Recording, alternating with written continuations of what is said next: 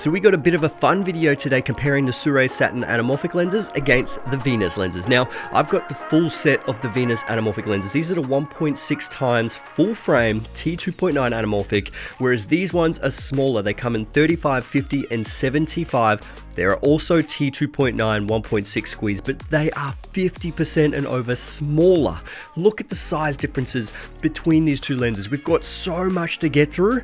So yeah, let's get it. What's going on, my 105,000 amazing friends? I hope you're all doing absolutely fantastic. If you are new to my channel, please consider subscribing. Like I said in the intro, we're going to be comparing these two, but I do have to mention right off the start that I do have the neutral flare in the Saturn versions, where I've got the blue flare in the full Venus set. Now, when it comes to the flare test, obviously you will see a bit of an orange flare because it's the sun, and you will see a blue flare because this one has the blue coating, but everything else should be quite comparable. You know, the bokeh quality, the squeeze factor, I suppose the bokeh shape, so we should still be able to compare these pretty close. Obviously just not the color, but the coating color will obviously compare as well because there are differences between these two. So let's first start off with some of the specs between these two lenses. So the Sirui Saturn anamorphic lenses is a 1.6 times anamorphic lens for full frame cameras. It suits Sony E mount, DJI L mount, Canon RF, Lumix L mount, Fuji X, and Nikon Z mount. It comes in a 35, 50, and 75mm focal length. The 35mm has a 58mm front filter thread, whereas the 50 and 75 have a 62mm front filter thread.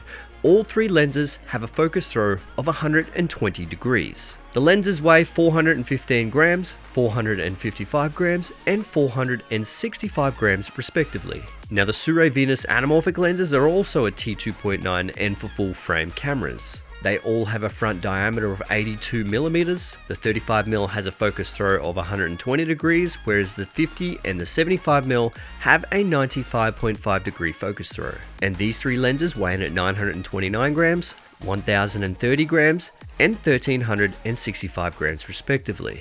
Okay, so now we have to talk about the flaring. Now, I did a bit of a flaring test with the sun, so this will replicate pretty much what color is coming from the source. So the sun is kind of technically orange, so you will see a bit of an orange flare coming out of the Saturn set, but you will see the blue flare coming out of this. But what do they look like? Does it hold the contrast when you do have a face there, or does it wash out the image?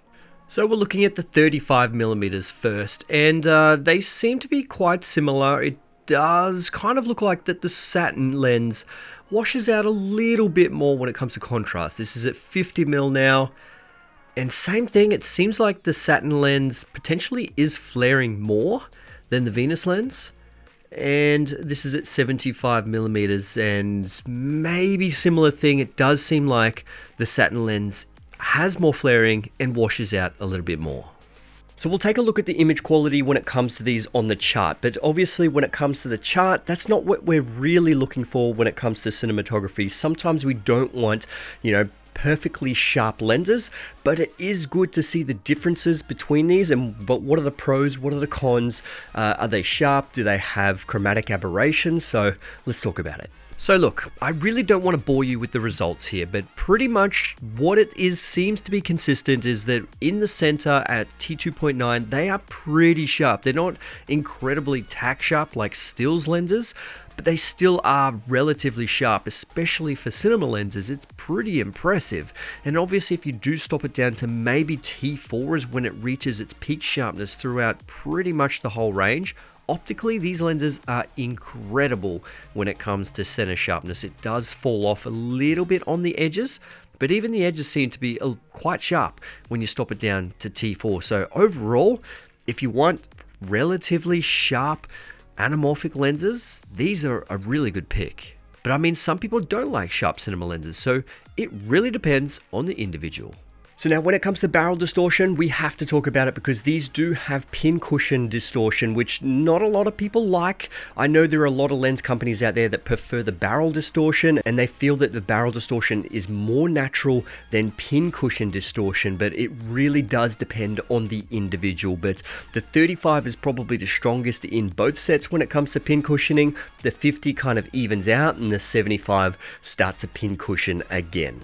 Now, there is one thing that a lot of people will like in the Saturn version over the Venus, is that the Saturn is a 1.6 times squeeze and is a constant squeeze from close focus to furthering infinity focus, whereas the Venus set, it kind of varies. Sometimes when you get to close focusing, it does have a different squeeze factor than the infinity focus, which will change the shape of your object. So if you are filming someone's face at minimum focus, it will look a little bit different compared to something that's further away near infinity focus. And that's where the Saturn lenses shine there, is that it just has that nice constant squeeze that you don't have to worry about that squeeze changing.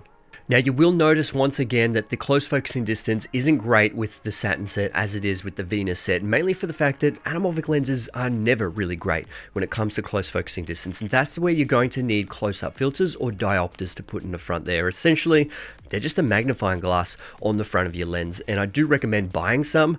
Obviously, buy the more high-quality ones, but I will link the ones that I use. They're very cheap, very basic, and they just do the job. And especially if you do want to get, fairly close up, not macro shots, but close-up shots that you want to capture more details, you're going to need that close-up filter. So now we'll have a look at focus breathing. This is the 35mm with the Saturn lens, and it's not too bad. There is a little bit of focus breathing there. We'll go to the 35mm on the Venus lens. Very similar performance there when it comes to focus breathing. 50mm on the Saturn, and it does seem to focus breathe quite heavily. 50mm on the Venus. And same also, it's very heavy focus breathing. And we'll go to the 75mm on the Saturn. And there's also a little bit of focus breathing there as well. And we'll go 75mm on the Venus lens. And very minimal focus breathing. That's probably the best out of the whole lot when it comes to focus breathing. So just remember here also that focus breathing doesn't necessarily mean that the lenses are bad. It just adds a little bit of character. It really depends on the individual. If you think focus breathing is something that detracts you away from the story, it really depends if it is distracting, but 99% of the time, a lot of people aren't even really going to notice this. Only filmmakers will notice it and point it out. So you have to take that into consideration, because I know a lot of professional filmmakers, cinematographers, that do not care about focus breathing and actually like it. So if we do actually have a look at this image right here, there doesn't seem to be any chromatic aberration on this 75mm lens, and the 50mm is pretty much the same as well. So the control over the chromatic aberrations on both of these sets happens to be really good, and that's one thing that I love about this set. Now, we do have to address the elephant in the room, and that is obviously the size. This is 50% and more lighter than the Venus set, and that is a pretty significant difference, especially if you do have smaller, Sony mirrorless cameras, Canon mirrorless cameras. They're going to be smaller and will potentially suit these better. But if you are using these on slightly larger cinema cameras, it may actually feel better to be using the Venus set. So it really does depend on person to person, but when it comes to flying these on a gimbal, you will most likely fly these Saturn sets much easier and probably more likely than the Venus set. But for me personally, when I do commercial work, I prefer a heavier setup, because when I use my FX6, it doesn't have IBIS, and I need a heavier system to try and smooth out the micro jitters, and the Venus set works so much better in that circumstance. But if I did use, my A7 IV or ZV-E1, the Saturn set definitely works better. Now, one of the downsides about the Saturn set isn't a massive thing, but it could make a difference for some people, and that is the filter threads do change. So the earlier model that was released was the 35, was the first one, and then we've got the 50 and 75, and the 35 is a 58mm front filter thread, whereas these two new ones are a 62mm front filter thread. So it's not consistent there, but all you need to do is have a step down ring or a step up ring, and you'll be able to use your filters on that. And that's where the Venus set is consistent with an 82mm front filter thread, so you can pretty much, consistently have it throughout the whole set, use the same filter on that lens. So the only really downfall that I don't like about the Venus set is the color. Now, when it comes to the actual color between all these lenses, they're just a little bit too warm for my liking, and you do have to take that into consideration, because if you do lock your white balance at 5600, you're going to notice that warm color shift, and you do have to white balance every single time you put on a new lens. I mean, you should be doing that anyway,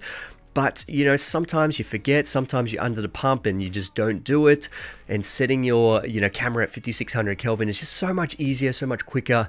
And with the Saturn set, obviously there is no color change, so that is a bit of a plus. But I did notice a very slight shift in the 35 compared to the 50 and 75, and I think it was a little bit of a green shift to that. But overall, I personally prefer the colors that are rendered out of the Saturn set than the Venus set. Now, I understand anamorphic lenses aren't for everyone, but it's one of those things that I absolutely love filming on. It's not just the flaring, it's mainly the aspect ratio and just the way that the bokeh looks like in anamorphic lenses compared to spherical. I absolutely love when bokeh just has that character to it, and it's not just plain basic sort of G-Master stuff. G-Master's brilliant, don't get me wrong, it's beautifully smooth, it's perfect, but sometimes it's too perfect. Sometimes you need that character, and that's what I love about vintage lenses and anamorphic lenses. Gives you that character, gives you so much more in that shot than just the shot itself. And just going on with that, we obviously have to look at the bokeh. So looking at the 35 on both of these lenses, they are very similar. They have very unique characteristics, to say the least, when it comes to the bokeh shape. As you can see here, it's kind of like a diamond, which is very strange. But now we go over to the 50mm, and you can see there does seem to be a slightly more oval bokeh with the Saturn anamorphics as opposed to the Venus. They are a little bit more round. And we go to the 75mm, and similar story there. The Saturns do have a slightly more elongated bokeh as opposed to the Venus set. So if that's what you're after, the Saturn Carbon fiber set happens to be a little bit better there. Now, obviously, another clear difference between the Saturn and the Venus set is the lens support, and for obvious reason that these lenses are much heavier and they do actually need that support. So I do recommend you use rails and a lens support system for these lenses, because you don't want to put too much stress on your mount. Whereas, you know, these lenses are so small, they're so light, you won't definitely need a lens support there. Now look, if I were to pick a winner, well, obviously the new Saturn set is fantastic because it is much smaller, lighter, has a constant squeeze, looks beautiful. I love the image that comes out of this. It's perfectly fine. I personally still prefer the blue flare. In my opinion, it really depends on the individual. But, you know, this set is really amazing, and I'm super excited to see if they're going to be releasing, you know, the longer sets to this, or even something a little bit wider. Who knows what we're going to be seeing, but it is really good to see that they've finally brought out extra ones in the Saturn set. So they've got the 35, 50, and 75, hopefully more in the future. So well done, Sirui. You've done a great job to make such a small full frame lens like this. So anyway, my friends, I hope you enjoyed this video, and if you did, please give it a thumbs up. That would be amazing. Subscribe to my channel if you haven't already, and I'll see you guys in the next one. Let's get it.